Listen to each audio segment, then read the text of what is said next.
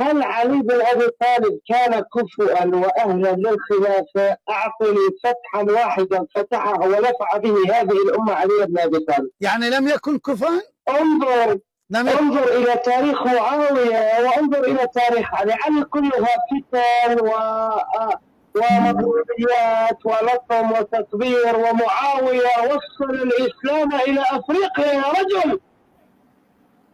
معاوية الذي قهر الفرس والمجوس أبكاكم إلى هذه اللحظة. إذا ذكر معاوية ارتعدت كسرى وفارس. وعلي بن أبي طالب وعلي أبو سلطان علي ما ضعيف، صح ولا لا؟ لا يقارن بمعاوية، لا يقارن معاوية ليس لا يقارن بمعاوية. يعني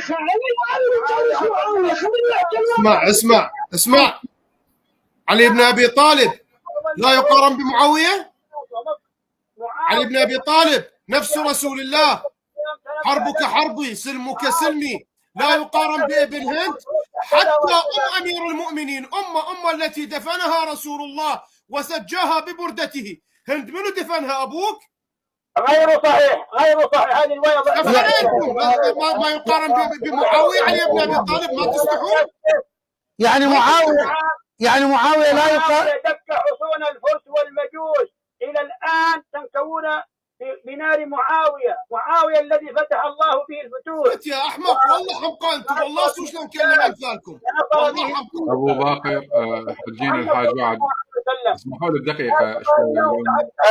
علي بن أبي طالب أولا يا صاحب الفتوح تفضل سيدنا.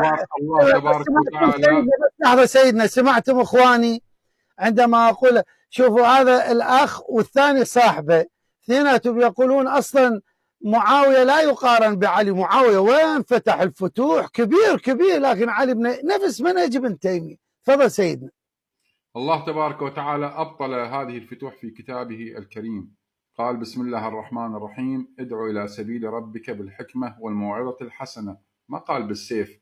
معاوية من أجل يملأ كرشه، كما يقول ابن كثير إن دعوة النبي صلى الله عليه وآله وسلم لا أشبع الله بطنه بلغته في ملكه، فكان يأكل 7 مرات بلحم ما خلا الحلوى والبصل الشيء الكثير، حتى قال فيه الشاعر وصاحب لي بطنه كالهاوية كأن في أمعائه معاوية، وصاحب بطنه كالحجر كأن في أمعائه ابن صخر. معاوية كما يقول ابن عروبة الحراني أول من سن الخطبة في الجمعة جلوسا لما عظم بطنه وكثر شحمه بلغته دعوة النبي في ملكه لا أشبع الله بطنه، فكان يقول ارفعوه والله لقد كلت أسناني وما شبعت. أما فتوحاتكم هذه تضحكون بها على الناس.